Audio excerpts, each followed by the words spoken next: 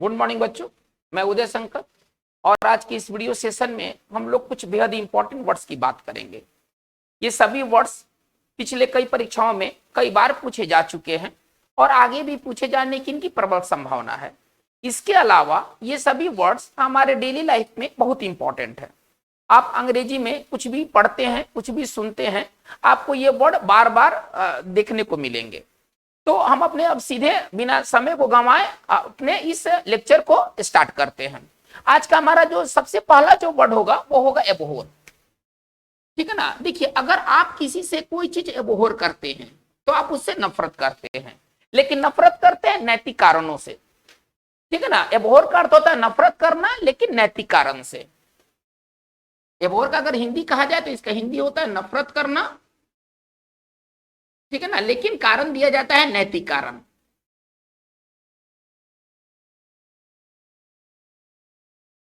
चलिए, अब एबोहर के अलावा हमारे पास नफरत करने के लिए और कितने वर्ड्स हैं। जो वर्ड्स होंगे इसके सिनोनिम्स होंगे। सिनोनिम्स का मतलब होता है समानार्थक शब्द। ठीक है ना। जैसे कि हम भूमि को कहते हैं धरती, धरातल, तो इसी तरह से एबोहर के लिए और कितने सिनोनिम्स हो सकते हैं। मतलब अगर हम नफरत करने के लिए अगर हम एबोहर का यूज ना करें तो हम इसके जगह पर और क्या क्या हम यूज कर सकते हैं। कुछ इंपॉर्टेंट वर्ड को देखते हैं। तो इसके जो सिनोनिम होंगे वो होंगे डिटेस्ट, डिसलाइक, लोथ।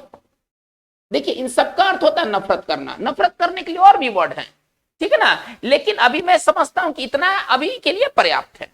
चलिए, अब इसे एक सेंटेंस से एबोहर को समझा जा सकता है। पार्ट ऑफ स्पीच में एबोहर क्या है? पार्ट ऑफ स्पीच में एबोहर एक वर्ब है। चलिए, वर्ब के साइन ऑफ वर्ब, नाउन के साइन ऑफ नाउन। जो वर्ड जिस कैटेगरी से बिलोंग करता है उसका सिनोनिम्स, उसका एंटोनिम्स उसी कैटेगरी में होना चाहिए। एक सेंटेंस के इसे बेहतर समझा जा सकता है।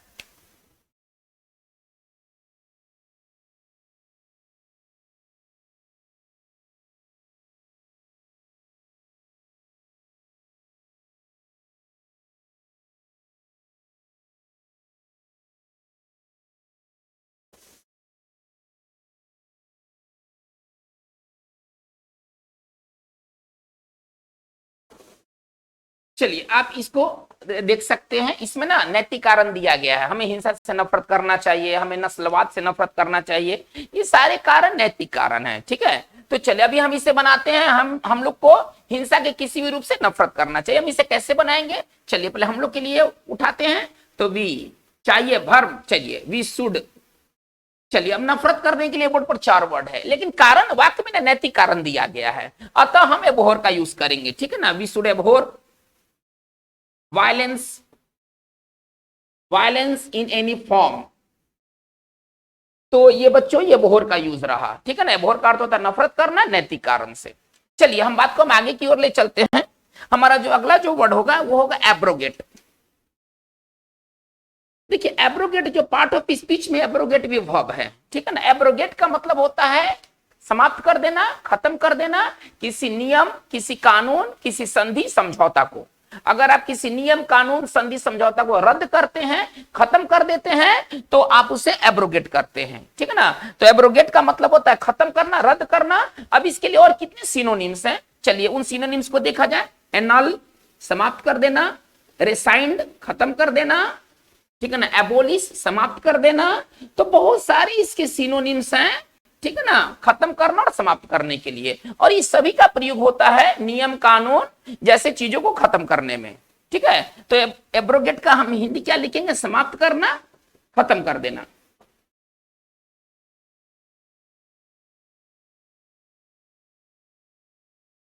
चलिए, अब हम एक सेंटेंस से इसे बेहतर समझ सकते हैं।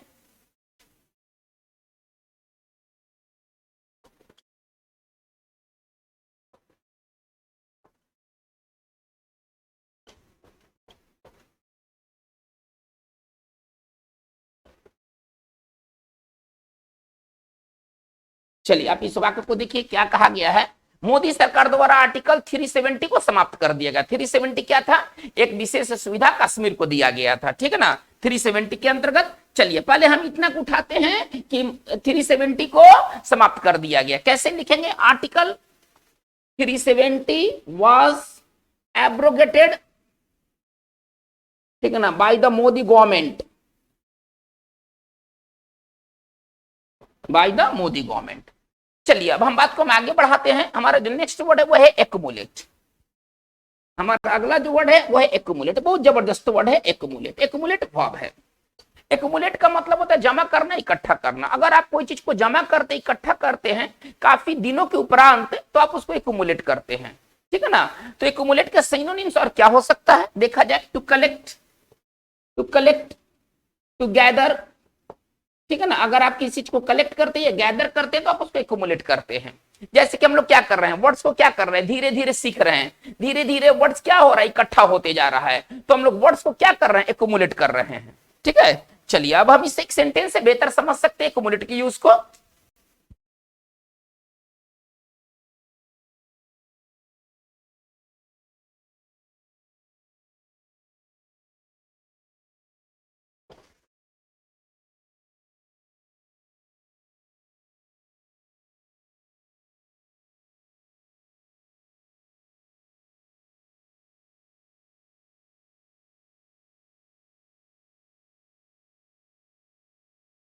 चलिए आप इस वाक्य को देखिए, एक कंडीशन दिया गया है, क्या कह रहा है, डस्ट बिगिंस टू एक्युमुलेट, ठीक है ना, as soon as we sweep the, sweep the लगा दीजिए यहाँ पर, द यहाँ पर मिसिंग है, ठीक है ना, यहाँ पर द का यूज होना चाहिए।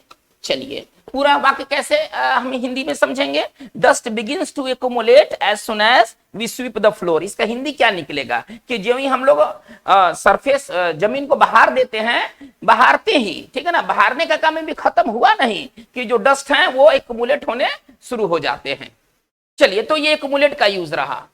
तो हम बच्चे हम ये समझते हैं कि ये वर्ड्स आपको क्लियर हो गए होंगे। एबोहर नफरत करना, एब्रोगेट रद्द करना, एक्युमुलेट इकट्ठा करना या जमा करना। इसका जो हिंदी अगर हम कहना चाहेंगे तो कह सकते जमा करना, इकट्ठा करना या जमा होना। आप जमा करेंगे नहीं तो वो चीज अपने आप जमा हो जाएगा। जैसे धूलकण क्या होंगे, धूलकण आप जमा नहीं करेंगे, धूलकण खुद जमा हो जाएगा, ठीक है ना। तो जमा करना, जमा होना, इकट्ठा करना, इकट्ठा होना, दोनों के लिए हम एक्युमुलेट का इस्तेमाल करते हैं। चलिए हम बात को हम आगे बढ़ाया जाए।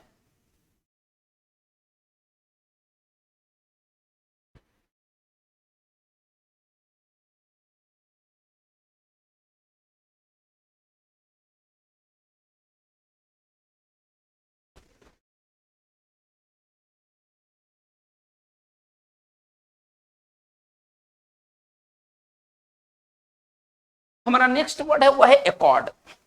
अब हम आगे बढ़ते हैं। हमारा अगला वर्ड एकॉर्ड। देखिए एकॉर्ड नाउन भी है और इसी रूप में ये वर्ब भी है। मतलब एकॉर्ड का इस्तेमाल हम नाउन के रूप में भी करते हैं, वर्ब के रूप में भी करते हैं। एकॉर्ड का इस्तेमाल जब वर्ब के रूप में होता है तो इसका अर्थ होता है प्रदान करना, देना, ठीक है।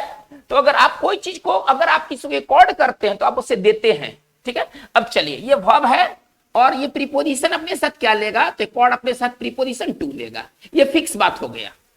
मतलब हम लोग पढ़ेंगे एकॉर्ड टू। देखिए आप तो वर्ड सीख ही रहे हैं, आप इसके साथ साथ आप प्रीपोजिशन भी सीख रहे हैं। आप डबल काम कर रहे हैं, एक ही समय में आप दो काम कर रहे हैं। आपका वर्ड भी अच्छा हो रहा है, इसके साथ साथ आपका प्रीपोजिशन भी ठीक हो रहा है। तो एकॉर्ड एक वर्ड होगा जो कि पार्ट ऑफ स्पीच में वर्ब होगा और अपने साथ प्रीपोजिशन यदि जरूरत पड़े तो प्रीपोजिशन टू लेगा। चलिए अब इसके क्या सिनोनिम्स है। देना, प्रदान करने के लिए एक बहुत बढ़िया वर्ड है बेस्टो।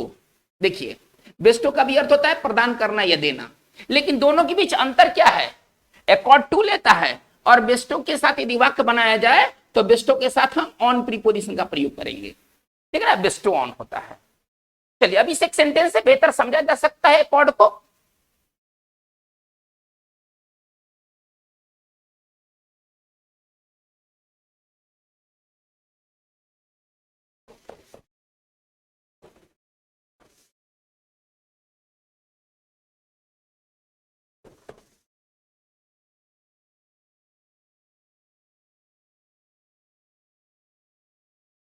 चलिए सेंटेंस क्या कर रहा है कि the first Bharat Ratna was accorded to, ठीक है ना, राजगोपालचारी। जो पहला जो भारत रत्न था वो किसे प्रदान किया गया, राजगोपालचारी को प्रदान किया गया।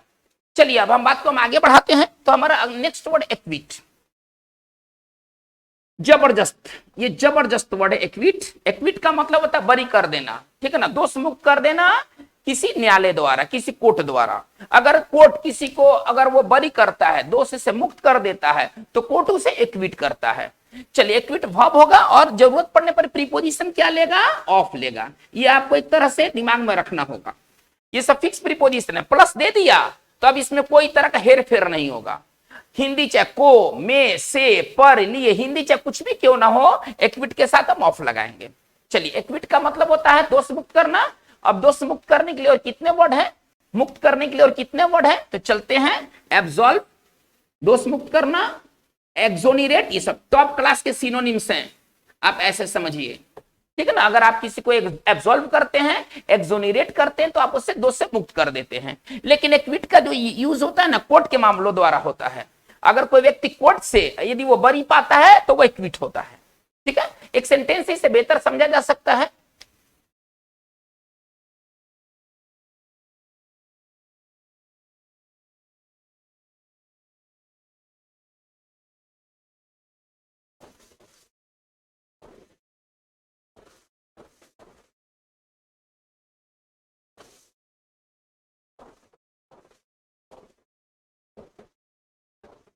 चलिए आप इस वाक्य को देखा जाए, कोर्ट ने उसे सभी आरोपों से बरी कर दिया। ये सेंटेंस पास्ट टेंस में है, कैसे हम बनाएंगे इसको, द कोर्ट।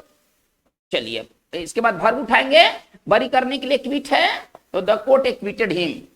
चलिए सभी आरोपों से का अंग्रेजी तो वैसे फ्रॉम होता है, लेकिन अगर एक्विट से सेंटेंस बनाया जाए तो ये क्या लेगा, से, पर, में, लिए, हिंदी चाहे कुछ भी क्यों ना हो, आवश्यकता पड़ने पर प्रीपोजिशन इसके साथ ऑफ लगेंगे। तो बाकी किस प्रकार बनना चाहिए, the court acquitted him of all charges, of all charges. चलिए एक्विट का एंटो बहुत ही फेमस, एक्विट का एंटो होता है कन्विक्ट। अगर आप किसी को कन्विक्ट करते हैं, कोर्ट अगर किसी को कन्विक्ट करता है, इसका मतलब होता है कि दोषी ठहराता है। देखिए दोष मुक्त करने का उल्टा क्या होगा, दोषी ठहराना, ठीक है। तो अगर कोर्ट किसी को कन्विक्ट करता है यानी कि उसे दोषी करार देता है, तो इसका सिंपल अगर हिंदी कहा जाए तो इसका हिंदी होता है दोषी ठहराना। चलिए हम लोग बात को आगे लेके चलते हैं। हमारा जो नेक्स्ट वर्ड है वह है बिहेस्ट। देखिए बिहेस्ट का मतलब क्या होता है, आदेश। बिहेस्ट नाउन है, पार्ट ऑफ स्पीच से बिहेस्ट नाउन है। बिहेस्ट का मतलब आदेश होता है। सिनोनिम्स क्या हो सकता है, ऑर्डर अथवा कमांड, ऑर्डर अथवा कमांड। ये बहुत बढ़िया वर्ड है। देखिए ऑर्डर तो बहुत ही सरल वर्ड है, कहेगा सर ऑर्डर का कोई हाई फाई वर्ड बोलिए, तो हाई फाई वर्ड इसका बिहेस्ट है। अब एक सेंटेंस से इसे बेहतर समझा जा सकता है।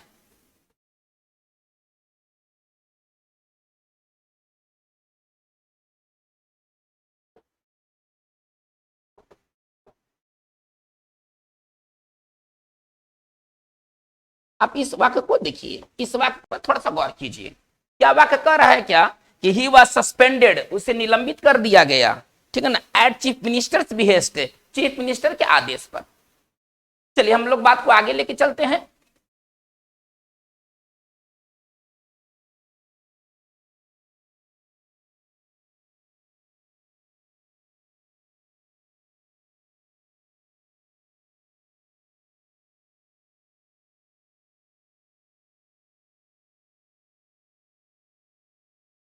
हमारा नेक्स्ट वर्ड है वह है बिजार। बहुत टॉप क्लास का वर्ड है ये, बहुत हाई क्वालिटी वर्ड है बिजार। देखिए बिजार का मतलब क्या है, बिजार का अर्थ होता है विचित्र। कोई चीज जो देखने में सुनने में बिजार है यानी कि वो विचित्र है। चलिए तो बिजार पार्ट ऑफ स्पीच से क्या है, पार्ट ऑफ स्पीच से ये एडजेक्टिव है, ठीक है। और इसके सिनोनिम्स अब क्या क्या हो सकते हैं, थोड़ा इसको देखा जाए। ऑड विचित्र, एक वर्ड है पिक्यूलियर विचित्र, ठीक है ना। और एक बहुत खूबसूरत वर्ड है वियर्ड, इसको पढ़ेंगे ना, इसका उच्चारण करेंगे वियर्ड, ठीक है ना। कोई चीज अगर वियर्ड है तो वो विचित्र है। तो चलिए इसका हिंदी जो निकल कर आएगा वो होगा विचित्र। जैसे कि एक वाक्य से इसे समझा जा सकता है,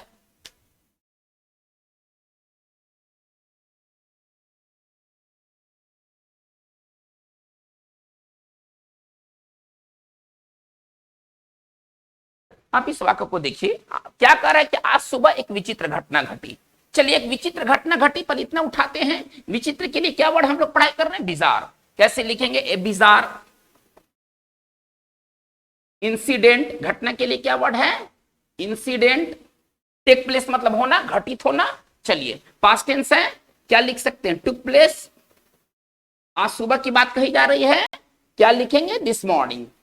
हमारा ये वाक्य कंप्लीट हो गया। तो कोई चीज यदि बिजार है तो वो विचित्र है। चलिए हम आगे बढ़ते हैं, हमारा नेक्स्ट वर्ड है ब्रेजिन। देखिए ब्रेजिन भी पार्ट ऑफ स्पीच से एडजेक्टिव है। देखिए ब्रेजिन का मतलब क्या होता है, यदि कोई चीज यदि ब्रेजिल वे में किया गया है, यानी कि उसको बहुत बेशर्मी से किया गया है। अगर हम कोई काम को ब्रेजिल वे में करते हैं तो बिना शर्म का करते हैं। सिनोनिम्स इसका कैसे हम लिख सकते हैं, सेमलेस, सेम मतलब शर्म, लेस मतलब नहीं, मतलब आप बेशर्म हैं, ठीक है। अच्छा, इसका दूसरा सिनोनिम्स हो सकता है इंसोलेंट। अगर हिंदी की बात कहा जाए तो इसका सरल हिंदी निकल कर आएगा बेशर्म। चलिए इसे एक सेंटेंस से बेहतर समझा जा सकता है, ही ब्रेजेनली लाइड। देखिए एक छोटा सा लाइन है, आपको ये बात को पूरी तरह समझा देगा ब्रेजन की। उसको हिंदी क्या निकलेगा, वह बेशर्मी से, एडवर्ब है ना, वर्ब के पहले एडवर्ब होता है, लाई मतलब होता है झूठ बोलना, पास्ट टेंस है, यानी कि वो झूठ बोला। कैसे झूठ बोला, तो बेशर्मी से। सरल हिंदी सजाकर बोलेंगे तो क्या बोलेंगे, वो बेशर्मी से झूठ बोला। चलिए हम लोग आगे बढ़ते हैं, हमारा नेक्स्ट वर्ड है बेलिकोस। देखिए बेलिकोस कैसे व्यक्ति होते हैं, बेलिकोस वैसे व्यक्ति होते हैं जो कि झगड़ा पसंद करते हैं, विवाद पसंद करते हैं। जो लड़ाकू टाइप के होते हैं ना, वो बेलिकोस होते हैं, ये उग्र स्वभाव के होते हैं, ठीक है ना। सिनोनिम्स क्या हो सकता है, हम लिख सकते हैं एग्रेसिव। अगर आप बेलिकोस हैं, इसका मतलब है कि आप उग्र हैं, आप झगड़ा बहस पसंद करते हैं। वारलाइक, चलिए, और इसका सिंपल अगर हिंदी लिखा जाए तो इसका हिंदी लिख सकते हैं झगड़ालू।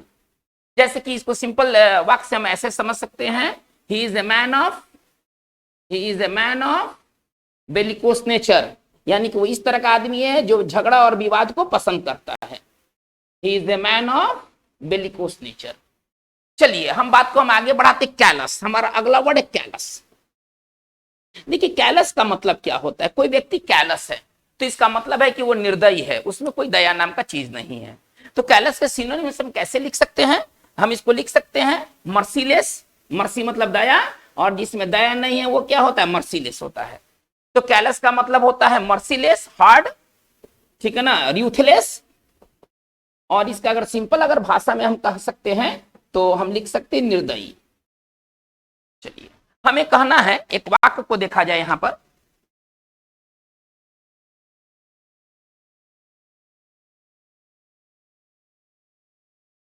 चलिए उसे निर्दयता पूर्वक पीटा गया। कैसे लिखेंगे, ही वाज, चलिए लाइन पैसिव वॉइस में है, चलिए इसको कैसे बनेंगे, ही वाज बिटेन, कैसे, निर्दयता पूर्वक। यहां पर एडवर्ब की जरूरत है, ठीक है ना।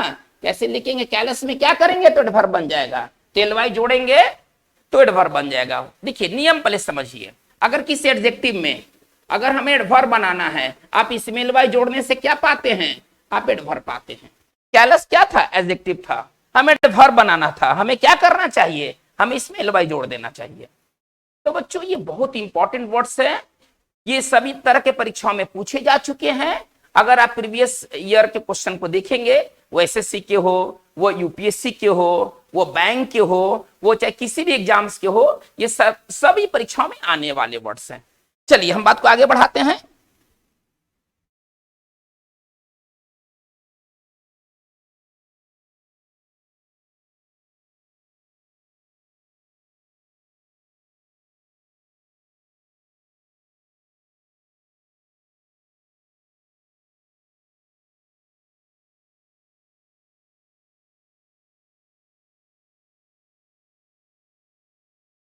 हमारा नेक्स्ट जो वर्ड है वो है कोलोसल।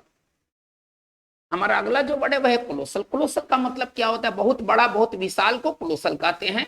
ये पार्ट ऑफ स्पीच से कोलोसल एडजेक्टिव होंगे। कोई चीज कोलोसल है तो वो बहुत बड़ा है, बहुत विशाल है। चलिए अब बहुत बड़ा और बहुत विशाल के लिए हमारे पास और कितने सिनोनिम्स है थोड़ा सा देखा जाए तो हम इसको लिख सकते हैं वेरी लार्ज। अगर सिंपल शब्द में लिखा जाए तो वेरी लार्ज, या लिख सकते हैं ह्यूज, ठीक है ना, जाइजेंटिक। और इसका जो अगर सिंपल अगर हिंदी लिखा जाए तो इसका हिंदी होगा विशाल, बहुत बड़ा।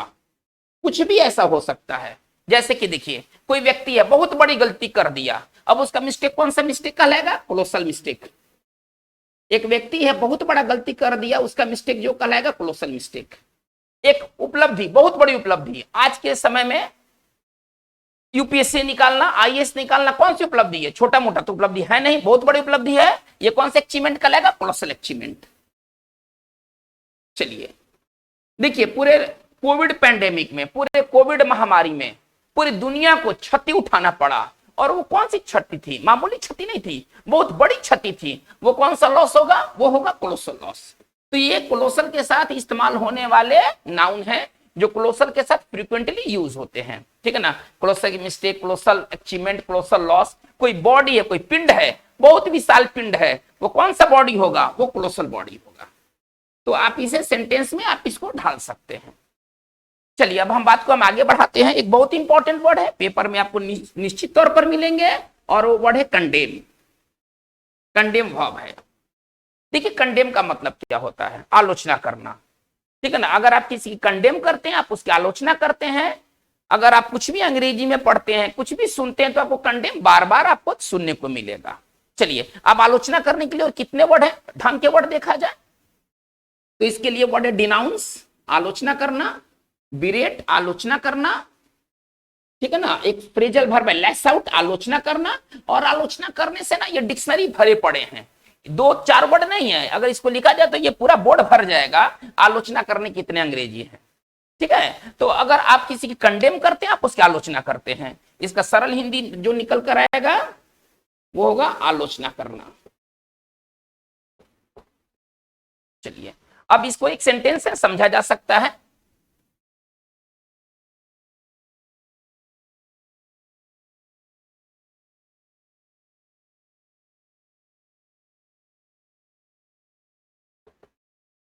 He was condemned for his rude behavior, ठीक है ना। उसकी आलोचना की गई, उसके किस चीज के लिए? उसके उदंड व्यवहार के लिए। चलिए अब हम आगे बात को बढ़ाते हैं। हमारा नेक्स्ट वर्ड है डिफेम। देखिए डिफेम का मतलब क्या होता है? बदनाम करना, ठीक है ना। डिफेम का मतलब होता है बदनाम करना।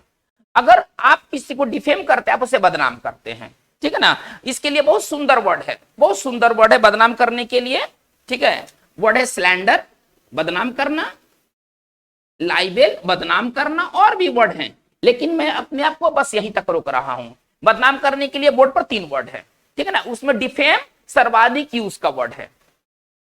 चलिए अब हमको ऐसे कहना है कि मीडिया का एक जो ग्रुप है, मीडिया का जो एक ग्रुप है, वो मोदी सरकार को बदनाम करने में लगी हुई है, कोई कसर नहीं छोड़ती है। मीडिया का एक जो ग्रुप है, मोदी सरकार अच्छा करे बुरा करे, वो उसको बदनामी के सिवाय और कुछ नहीं सूझता है। हमको ऐसा कहना है, ठीक है। हम कैसे लिखेंगे इसको? अगर हम लिखना है तो A section of media, A section of media, ठीक है ना, ट्राई ट्राइज इट्स बेस्ट, अपना सबसे अच्छा कोशिश करती है। मीडिया का एक जो वर्ग है अपना सबसे अच्छी कोशिश करती है टू डिफेम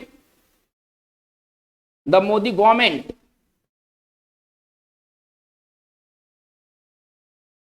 चलिए ये डिफेम का यूजर है। चलिए हम बात को हम आगे बढ़ाते हैं। हमारा अगला वर्ड और बहुत खूबसूरत वर्ड है डेलिबरेट।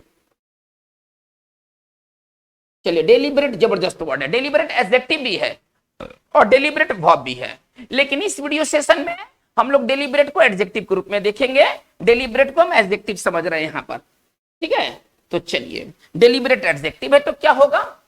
देखिए डेलिबरेट जब वर्ब है तो डेलिबरेट का अर्थ होता है मंथन करना, विचार करना, सोचना, लेकिन यहां पर हम बात करेंगे डेलिबरेट को एडजेक्टिव के तौर पर। चलिए डेलिबरेट जब एडजेक्टिव होता है तो डेलिबरेट का अर्थ होता है जानबूझकर। अगर कोई काम को अगर आप डेलिबरेट करते हैं तो आप जानबूझकर करते हैं, वो अनजाने में नहीं होता है। जैसे कि डेलिबरेट मर्डर, अगर आप किसी के डेलिबरेट मर्डर करते हैं, आप प्लानिंग के साथ मर्डर करते हैं, सोच समझ कर मर्डर करते हैं, तो इसके सिनोनिम्स क्या हो जाएंगे? इंटेंशनल, अच्छा वर्ड है, बहुत अच्छा वर्ड है, यूज का वर्ड है। इंटेंशनल का हम लोग मतलब कि हमेशा यूज करते हैं, और इसका जो हिंदी हो जाएगा वो हो जाएगा जानबूझकर। अगर आप किसी काम को अगर आप डिलिबरेट वे में करते हैं तो आप जानबूझ के करते हैं। जैसे कि इसका कोलोकेशन में लिख सकता हूं डिलिबरेट मिस्टेक। बताइए ये कैसा मिस्टेक होगा? ये वैसा मिस्टेक होगा जो जानबूझकर किया गया होगा, ठीक है ना। या हम कह सकते हैं डिलिबरेट मर्डर, ये मर्डर वैसा मर्डर होगा जो सोच समझकर किया गया मर्डर होगा। तो ये बच्चों ये डिलिबरेट के यूज रहे हैं। हम बात को आगे बढ़ाते हैं।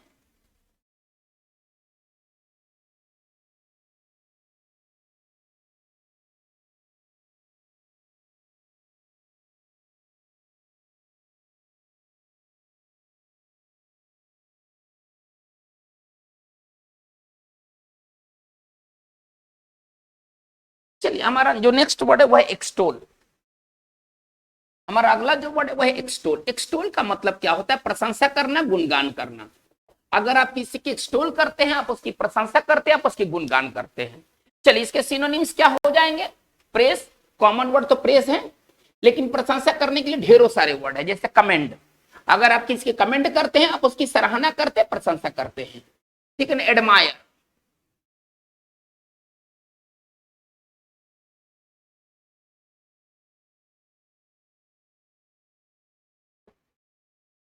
अगर आप किसी की अगर अगर एक्सटोल करते हैं, आप उसकी प्रशंसा करते हैं, आप उसकी गुणगान करते हैं। सेंटेंस हम बना सकते हैं, देखिए तो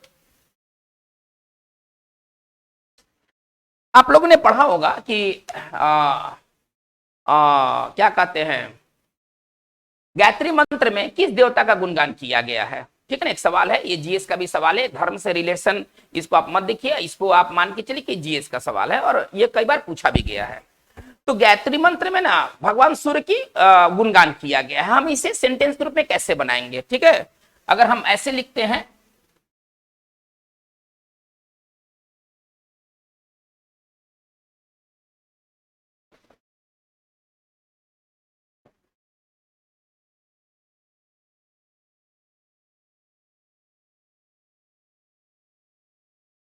चलिए इसको हमें बनाना है कि गायत्री मंत्र में भगवान सूर्य का गुणगान किया गया। कैसे लिखेंगे? द सन गॉड इज, चलिए गुणगान करने के लिए बोर्ड पर देखिए 4 वर्ड है, लेकिन हमारा जो बढ़िया वर्ड है वो एक्सटोल है। कैसे लिखेंगे? द सन गॉड इज एक्सटोल्ड इन गायत्री मंत्रा। मंत्र के लिए मंत्र ही होगा। चलिए तो एक्सटोल का यूज रहा। चलिए हम बात को हम आगे बढ़ाते हैं। हमारा नेक्स्ट वर्ड है फैटल। देखिए फैटल का मतलब क्या होता है? जो जान ले ले, जान लेवा, प्राण घातक। फैटल का मतलब होता है, फैटल वो चीज होता है जो प्राण ले ले, डेडली होते हैं ये प्राण घातक होते हैं, ये जान ले सकते हैं। चलिए अब इसके लिए सिनोनिम्स, 2 बहुत अच्छे सिनोनिम्स है प्राण घातक कहने के लिए। हमारे पास एक वर्ड है लीथल, प्राण घातक, और एक जो वर्ड है वो डेडली। तो आप इसको आप घातक या प्राण घातक आप कह सकते हैं, जानलेवा, जो जान ले ले। जैसे कि देखिए साइनाइड एक जहर है और बहुत ही पावरफुल जहर है। अगर कोई व्यक्ति साइनाइड अगर वो साइनाइड खा लेता है, उसका मरना लगभग तय है। कैसे लिखेंगे इसको? साइनाइड। देखिए साइ नहीं, इसके स्पेलिंग को थोड़ा सा ध्यान दिया जाए। साइनाइड का ना स्पेलिंग बहुत इंपॉर्टेंट है। साइ ऐसे नहीं, ऐसे नहीं, ऐसे, ठीक है ना। साइनाइड होता है, ठीक है ना, साइनाइड नहीं होता, साइनाइड होता है। इज अ फैटल पॉइजन, नहीं, साइनाइड एक प्राणघातक जहर है। चलिए हम बात को हम आगे लेके चलते हैं। हमारा अगला जो वर्ड है वो है फेन। देखिए फेन वर्ब है। फेन का मतलब क्या होता है? अगर आप कोई चीज को फेन करते हैं तो आप ढोंग करते हैं, दिखावा करते हैं, खासतौर पर किसी बीमारी का, खासतौर पर भोलापन का, ठीक है ना। अगर आप बीमारी का ढोंग करते हैं तो आप बीमारी को फेन करते हैं। फेन का मतलब होता है ढोंग करना, दिखावा करना। जैसे इसका सिनोनिम्स लिखेंगे, टू प्रिटेंड, ढोंग करने के लिए वर्ड है। टू अफेक्ट, अफेक्ट प्रभावित करना भी होता है, लेकिन यहां पर हम लोग पढ़ाई कर रहे हैं, अफेक्ट का अर्थ है ढोंग करने के सेंस में, ढोंग करना, दिखावा करना। चलिए एक सेंटेंस इससे डील किया जाए।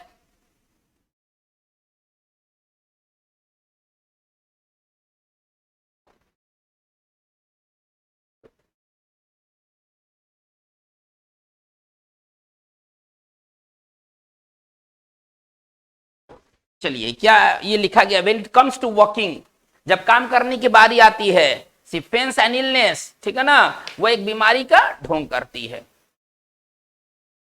तो बच्चों आज का बात हमारा इतना ही रहेगा। यहां से हम लोग अभी वर्ड वोकेबलरी जो बिल्डिंग है वो जारी रहेंगे। आपको ये सीरीज लेक्चर कैसा लगा? इसमें आप अगर कुछ त्रुटि देखते, कुछ खामी देखते हैं तो आप अपने सुझाव को कमेंट बॉक्स में दे सकते हैं, उसको उस ग्रीवांसेस को दूर किया जाएगा। तो आज की बात बस इतना ही। आप चैनल से बने रहें, आप इसको सब्सक्राइब करें, यदि आपने सब्सक्राइब नहीं किया है तो लाइक करें, ठीक है, पॉजिटिव फीडबैक दें। Thank you very much.